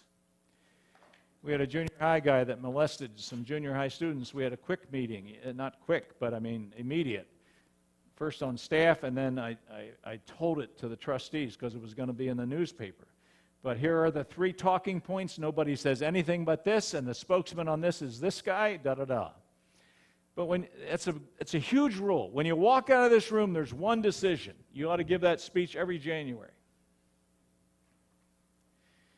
When we left Akron 4 years ago, I'm going to make up a name. Jack came up to my wife, who had been the chairman for 2 years of the trustees, a wonderful, wonderful, wonderful guy. And he apologized to my wife. And he said, Janine, I'm sorry that I opposed the second campus a few years ago. She said, you did. This is the exact conversation. I'm standing there. He said, you didn't know that. He said, no. I knew that we decided to build the second campus. It's no pious thing. I just didn't tell her that. I didn't want her to look at Jack and think, how come he didn't want it? Or wonder what the hell he feels about all that. It was big of Jack to apologize. Didn't need to. We built the second campus. We walked out of that meeting, and including Jack, he and I made the announcement. We're going to go ahead with the second campus. We're going to need this much money. Totally confidential until you make the decision. You never eld one-on-one. You never do anything. We do it. That's why we're all together, including me, on these issues. And you don't say who voted for or against. I remember sitting with Ken Ashman. Some of you know the name, at least 5 of you. And he was a wonderful guy. And we had a board of 25 or 28 or something. And I'm a young pastor, promised to serve 2 years, had a wonderful time. I'd say to Janine, we had 28 people. I bet you 20 would have voted for that, or at least 18. I don't know why we put it off. And I said, sometimes at his age, he's still scared. I wanted to win. I was used to either 10 or 12 on the main board, a lot of work done on the 3 committees. But if it were 9-3, I wouldn't vote on it. Now, how do you know it was 9-3? You know how, after all the discussion, you know who's going to vote for it. If it were 8-4, for sure. If it were 7-5, I'd never touch it. Let's wait. Let's do more research. I don't think there was ever a time where we didn't later on almost totally unite. I don't think anything should have to be unanimous. One guy can hold up everything. But I don't want them, if it's 7-5, there's more to think about. Questions on the soccer field? Yes? How does it look where you encourage staff members to have a relationship with the board, but yet it doesn't cross over where the staff members are kind of working their way around the pastor to get whatever it is they want, or do you really use the board as the supervision? Well, I don't know what you mean by have a relationship with the board. Just friends or to go to the board? Yeah, where do you, like I'm in a situation where we halfway encourage the staff members to go to the board and just kind of say how things are going in their work, et cetera, you know, just making sure that the board is aware of what's going on with the staff. But yet I can see where there could be some danger where they could bypass the pastor and really use the board as their way of getting what they want or whatever. Great. A couple of things, and in talking fast, I don't mean to be critical. I would say that only the pastor reports to the board and everybody else reports to him. And if the junior high guy wants to go to the board, he goes through me. And I say to the board, the junior high guy would like more opinions about this. I don't think other staff should be voting members of the board. There's many boards that I'm working with. I could name 3 right now. The 16 I named, you have 11 board members and 5 staff. You know what happens? The staff sit there bored to death because they've discussed most of this stuff before, not the finances. You know what happens? The senior pastor, they don't have a senior pastor now, but the executive might want to get opinions of these strong 11 people about something, and there they're sitting. I asked 2 on staff at least to go to board meeting with me. They couldn't vote, but one was the finance guy, and one was an associate that wanted to learn better leadership. No, 3 at times when we had a director of ministries or an executive pastor type, they couldn't vote. And they never would have disagreed with me there. And I'm not a tyrant, but you want to have one staff opinion on certain issues. But I do believe many smaller churches like everybody together, it's redundant for staff. I think there's 2 different agendas that you ought to consider. The board takes care of one thing, and the staff takes care of all this. A board member jumps in and helps there, but not because he's an elder, just because he likes helping with visitation or evangelism or junior high. I don't like, I'm just making you think. I don't like it when anybody else on the staff reports to the board. They have one boss, it's the senior pastor. He might have 4 associates that help him with that. But otherwise, you have all these bosses, or just what you said, he takes sides and works around you. Am I answering your question? Now you say, and I think you should, yeah, but there's 200 in our church, and we want all these guys to have opinions about senior high and junior. Okay. My question would be, are you going to stay 200? Could you get something that's a working model now that'll work when you're 500 or 400? Everybody wants to grow. You should want to grow. And staff's good at oversight. You don't necessarily need them to be good at worship music or daily stuff or Sunday stuff. Michael? So what do you do, like in our case? Deacon Glenn is on the board with me, but what we have in the Baptist church is you have the children's ministry, you have the youth, you have finance, you have worship, you have Sunday school. All of these groups are on this board. So how do you make the transition to this? Very carefully. Slowly. You bring Glenn to a meeting like this, and on the way home you say, Glenn, you're so smart. You're so wise. What else? Let's talk about that thing. What could work at our church? I would keep all those people, but put them on the infield. And you become the point person for those areas. You are anyway, and they can help in those areas. But why have a deacon who's good at youth when somebody else is better at youth? So the pastor, and maybe for a while you get board approval of all these areas, and you have those teams of leaders, but they're not part of the board because the board is about oversight. But don't change anything overnight. Okay, so what you're saying is you have 1 or 2 people that are appointed for resources, 1 or 2 people that are for foundation. No. No, the whole board has all those. They might have a finance committee that takes care of that area and does the hard work, but the board is responsible. So they make the vote. I didn't want to interrupt you, but on that board, that whole board takes care of all 4 boundaries. Am I answering your question? On that board, we had 12, and 4 of them were on 3 committees, and they were finances, properties, and mission spending, because we spend all kinds of money on missions. So they approved the missions. But they did all the hard work, and then as a board, we approved that. And then on the agenda, there might be some guidelines, and if there was a financial policy, the financial committee said, yeah, we think we ought to do that because that's we're going to allow, the finance committee discussed it, and we'd like to give everybody on staff $2,000 a year for continuing education.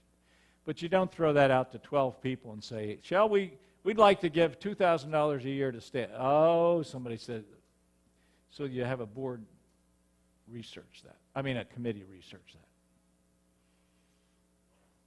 Kelly? When you say committee, the committee's made up of elders, or board members, And a couple extras. key players. All right, so you've got 12 elders, for argument, and you're sending 3 of them off to do the research and hard work, and they come back. It's not a separate standing committee No. outside of it. No, it's a committee that reports to the board, but does the legwork of finances. It could be missions. It could be, for a while, you might have it on youth and children, but I'd say move out of that quickly. Let staff lead that. Yeah. You send off the finance committee and they come back, then how much time is spent in discussion? And you teach your board, hey, they've done the work. The board just kind of rubber stamps what they did? Or? Yes. The finance committee is so doggone good that you have one guy on there who loves to ask questions, and he'll do it, but they have answers for it. They've done the hard work. I didn't mean that mean, not to you, but to the board. But this group, if finance is a big part of it. If you're going to if you're going to have a building program, you ask 3 or 4 of them to study this with 3 or 4 others. There you include staff, and you study what other churches have done, and then when they bring the report back, you don't have 12 people or 10 sitting there thinking, oh, I know a church that went to 3 services, and you should have seen what the havoc that caused. A team has done the hard work. And our government doesn't do everything right, but these hearings that you see on C-SPAN and other places, there's some good to that. They do all the investigation, and then they make a recommendation. But the biggest thing here is that it's hard to get across is that in any organization, somebody must guard the boundaries. You, the pastor, are the liaison with staff. You are the leader of staff and a fellow leader of this board. You are the key to keeping this thing happy. And when a staff member wants to work around you and go to the board, he should leave the church.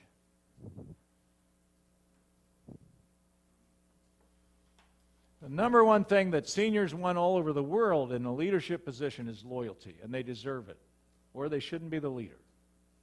The number one thing that everybody who reports or on the staff wants is respect, and they deserve it. And that means a decent salary and a livable income, and well, that's the same thing. But freedom to do what they should do with certain bounds and all of that. And the pastor says, no, you're not going to do that. That's out of bounds. You can't do that. That's not one of our guys. It isn't that complicated. When you look at that thing, the board takes care of the boundaries, the staff plays on the infield the pastor and the staff, with all the volunteers. All the ministries happen on the infield. Nothing goes out of bounds.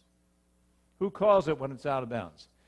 Well, if the pastor's doing his job or the youth pastor, they'll call it. No, we can't do that. We don't serve wine at our wedding receptions at the church building. End of discussion. If you do, that's okay with me. But you have policies. That's the kind of guideline. One of our guidelines from the Constitution when I first went there was this building shall be used for gospel purposes only. Okay, that's about our resources. We didn't have this then, but I started operating by it, and then I drew it. You can't use the building for anything but gospel purposes. Carl Burnham wrote that in 1934. It's crazy today. Red Cross cause. Can we have a blood mobile? Nope, not unless we can share the gospel. While you're giving blood's a good time. If you should die today and wake up, and God said, why should I let you in, what would you say? So the university called next door and said, we got a flood in our building. We were right next door to the Akron U. We got a flood. Can we use some classrooms the next week? We had a nice Christian Ed building there. I didn't say, nope, it's not one of our policies. Gospel purposes, can I share the gospel at the start of the class? I said, man, you're next door neighbors. I'll call you right back. I called the chairman. It was Randy at that time. I said, Randy, we got to break the Constitution. I got his attention. I said, the university needs to know if they can use our building tomorrow, it'll break our Constitution. Can we do it? And he said, we got to. So we immediately wrote emails.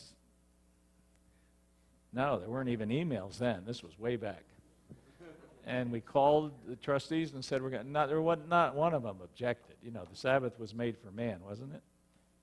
I think that's the way it goes. Anyway, but I didn't say arbitrarily, but that'd be crazy. Then we changed the boundary and said the building must be used, da-da-da. Yes? So then what was the follow-up process? You had a case in point that you made an exception, then you go back, I assume.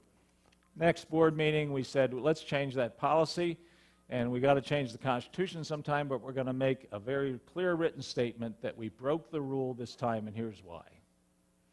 You don't do that much.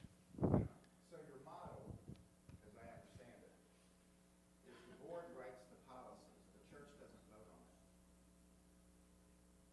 on it. No, unless the Constitution says they have to, and then you do that, and gradually you change the Constitution. Down here at the bottom, that's what the membership votes on in many churches. And I know this. In many churches, not just Baptist, Michael, in many congregational churches, the board votes on hiring and firing. That's fine, but if it's mechanical. In a church over 300, they're not going to interview the new youth pastor. They'll just take your word, so you do it now anyway. But congregation, this is normal. It's used right now in all free churches. They vote on budget or the audit, the property purchase and a building program, constitutional change, call of the main board, and call of the senior pastor. If they vote on the associate pastor, it's fine, but that should be the call of the senior with a good advisory group. Other questions on that? Could you explain it to your wife? In fact, my wife and I go over this every night. Yeah. So in this model as well, then, the board that traditionally sees itself as an overseer of the ministries of the church, the pastor is the one who keeps that connection strong between the board and the ministries that are actually in operation in the church. Is that what I'm saying? In terms of reporting to the board how their policies are being lived out in the ministry of the church. Yes. How does that work? Yes, but I don't think the board is in charge of the ministries unless you mean by keeping the boundaries. Is the board in charge of a Saturday morning men's group?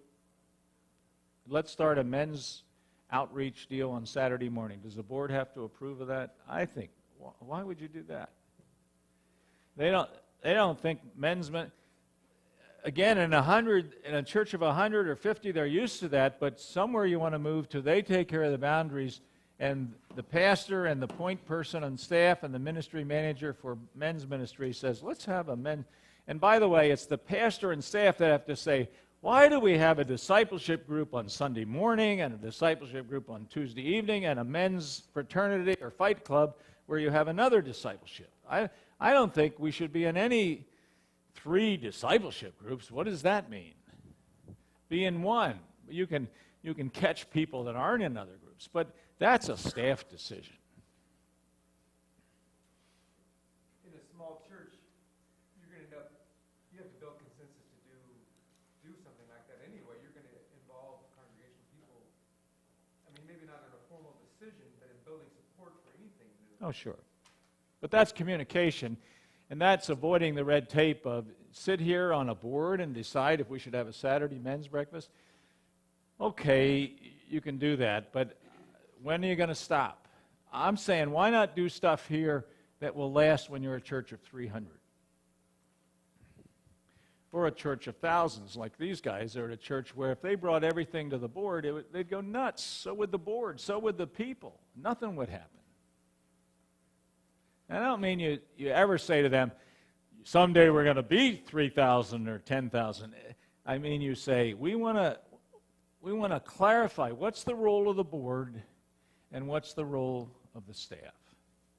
Can this board fire the pastor? Yes. So if the pastor could care less what happens in there, get rid of him. But don't try to do it all, or 10 people are pastor in this church, and that's havoc. And the one that will win is the tribal chief, who's the strongest. Yes? Last question for the day. It doesn't need to be, but go ahead. I don't have a problem in my church, because I think most people will go along with me, because I've been there now 6 years.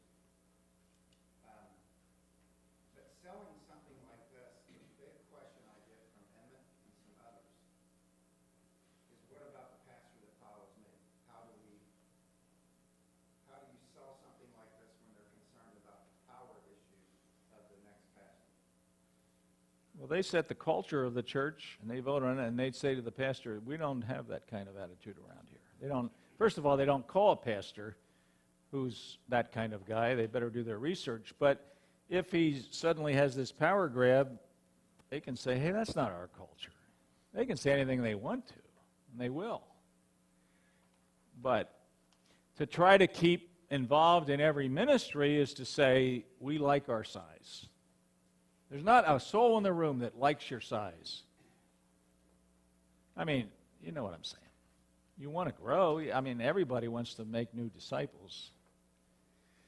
And I'm saying the old model that happened over in New England and Midwest can work for 50. And I sat in I didn't know any of this, but I was 16 and assistant head usher of the church. My brother was head usher.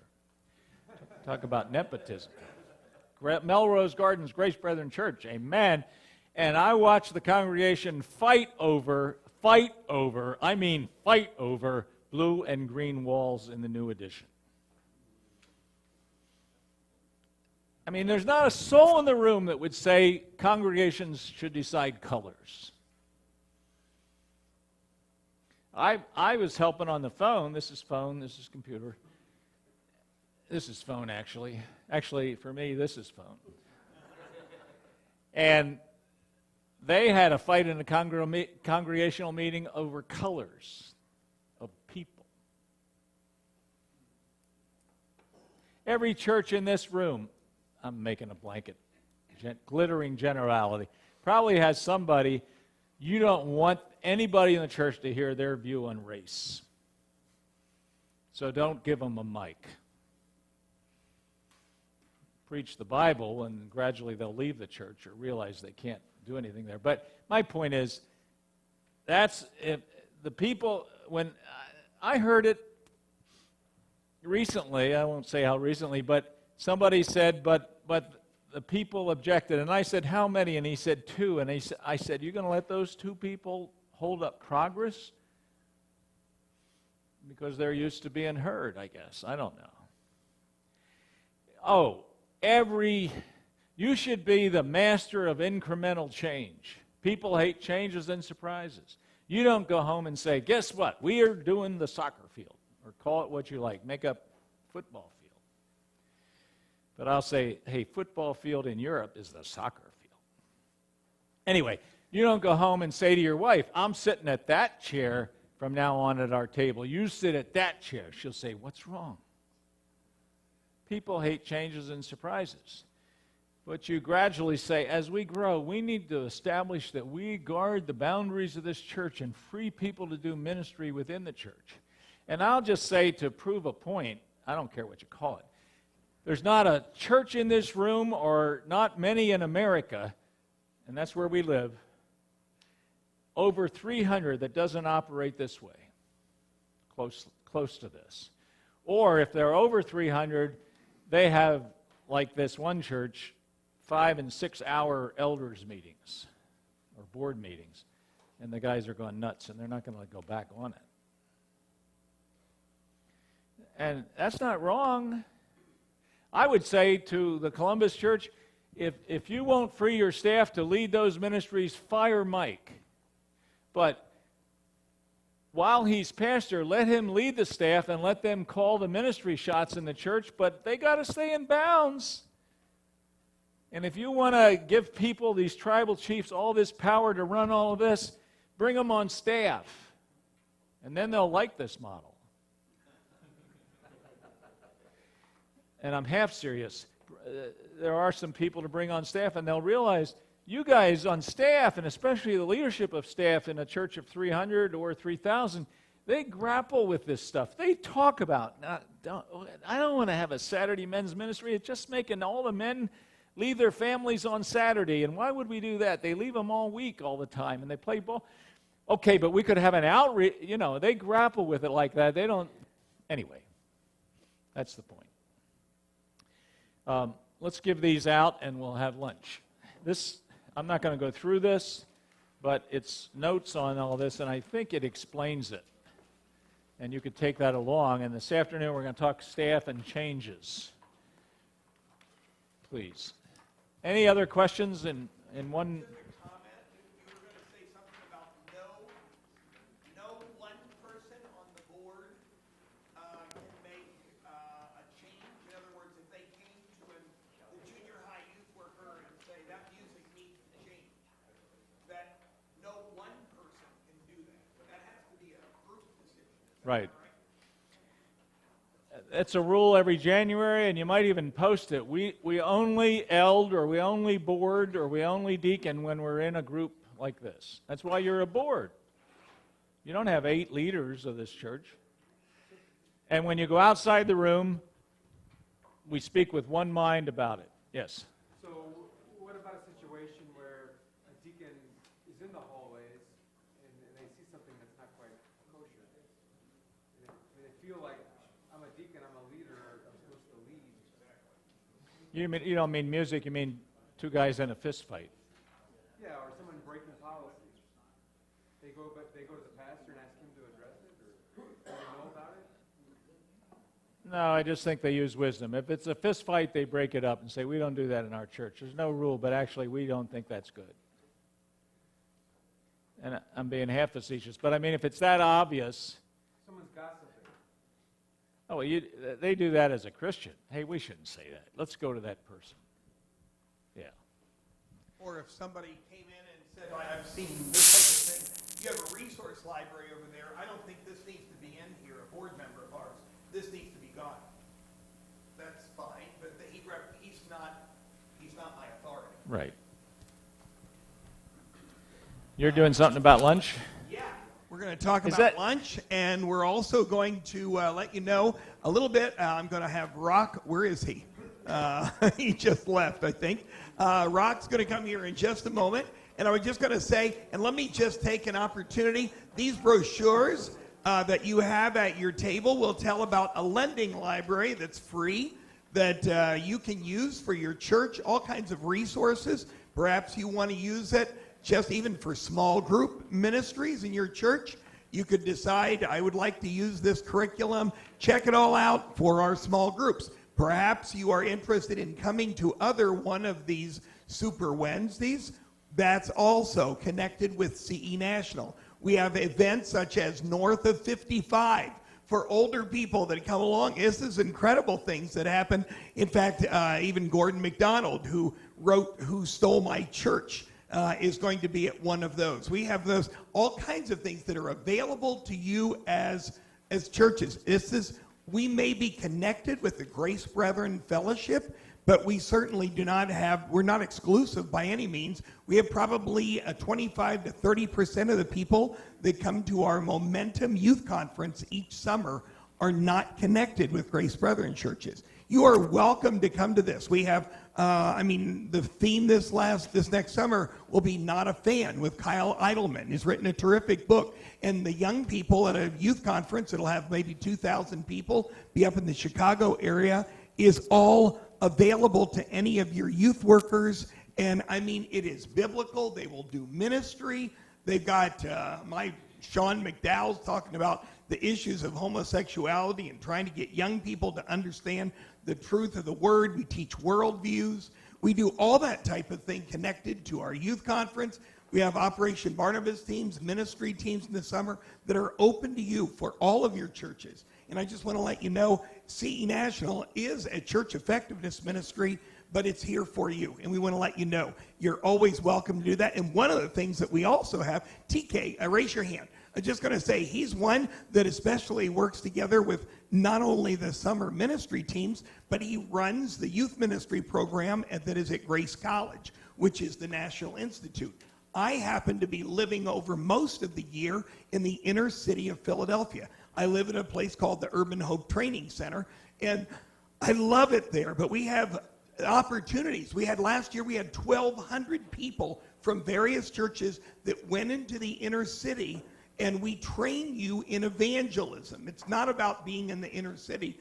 It's about, we'll train you how to reach out to other people and how to reach other cultures. And that's part of what we're doing because we want to help churches. So that lets you know some of the things, and there are many, many other things that are involved with that. But one of the things that we also do, we have a great relationship with Grace College and Grace Seminary. If you don't know Dr. Cadup, the president of Grace College, he's right there. Raise your hand, got him a little bit. You need to get acquainted with him. And Rock LaGoya is here, and he's the one who runs the doctoral ministry program. And if you're not a part of that, you'll need to learn a little bit more about that. How you doing, Rock? Nice to see you, friend. Good to see you. Thanks. We're glad that you're here. Now, many of you came out, of course, to hear Knute at Super Wednesday, but bonus, you didn't realize this perhaps, but you are actually, in effect, auditing a Doctor of Ministry course right now. Where are our students? Raise your hands. See the smiles on their faces? That tells you a little bit about, this is midweek for them, by the way. It's Monday through Friday. Friday is a half day. And if the Lord's been speaking to you, perhaps, about getting further training, certainly helping you to develop your skills as a pastor, but also then to edify your flock, because the assignments that are given tie in directly with your ministry, right? Come see me. I have some literature on the table back over there, and I'd be happy to meet with you and to describe the program to you. I want to cover just a few points with you. I'll make this brief. I have 7 reasons for pursuing a doctoral degree. I won't give you all 7 points because that would be a long sermon, okay? But just a few. And the first one is that our degree program is fully accredited by the Higher Learning Commission and also the Association of Theological Schools. Now, what does that mean? They have some pretty lofty standards to which we must conform. So that ensures a quality program in terms of curriculum, teaching strategy, etc. So it's a solid program. And we really believe in what we are offering pastors. And most of us, probably all of us, I would say, are practitioners. And I can say this safely, that every Sunday our department is out doing ministry, serving the church in some capacity, whether it's preaching or consulting churches or doing workshops. We're out there. Most of us have been pastors or missionaries. And so we give theory for sure, but it's coming from a wellspring of a lot of experience. A lot of the things that our dear friend here, he has a little bit more experience than me. But this dear brother, I shared with the students on Monday, I said, pick his brain and there'll be plenty left over. He has a lot of good experience, as you can tell, right? I mean, very gifted man. Also, we have a flexible curriculum, and that allows you to choose 50% or more of the courses you'll take, you get to pick. So you can tailor-make them to who you are, wherever you think you need to grow. You pick it. There are 3, for example, in the pastoral track that you must take. The other 5, pick whatever you think would help you as a minister. And then we try to think carefully about the typical, if there is such a thing, the typical schedule of a pastor. There is some ebb and flow, right? Obviously, Christmas, you're very busy, is one example. So we offer courses. Hopefully this will fit into your schedule. Think about it. September, November, February, March, April, if those don't work, June, and July. If you can't make any of those, you're probably too busy, and there should be another board meeting to get that straightened out. And so finally, I just want you to know that if the Lord leads you into this program, you will be challenged academically for sure. It is a rigorous program, but I want you to know it's not merely or strictly academic, in that we take the assignments and make sure that they tie in somehow very practically to your ministry. In fact, one of the things you would have to demonstrate to me when you get to the project stage, you know, your thesis at the end, is how does this contribute to your ministry personally, and how does this edify, for example, your congregation? If you can demonstrate that to me, you're halfway there. So anyway, if you are interested, please come see me. I'd be happy to meet with you. There's a table there for some literature if you would like that. But come see me, okay? Love to talk to you. That's great. All right. Thanks, Ed. Great, I appreciate that. Thank you. And Lois Maxon is the one who puts all these details together. Want to say a special thanks to Lois. She's over there. And I think she says, yeah, thank you. And she will tell you, you can just go through, what is the direction on there? The last ones, they're all the same, they're all turkey and hamsters and other livings and water and, coffee or something. Okay, that's great. Let's stand for a word of prayer, okay? Father in heaven, we want to say thank you so much. We have been encouraged. We have been filled. We have been really stimulated through the discussion this morning. And Father, we want to say thanks for the food. God, you keep blessing us. And God, we pray that you'll be with people around the world that never get to eat well. God, you have blessed us, and help us to remember them at the same time that you are blessing us. And Father, we think of people that really lack a lot. Father, we pray that you'll meet their needs as well. In Jesus' name, amen.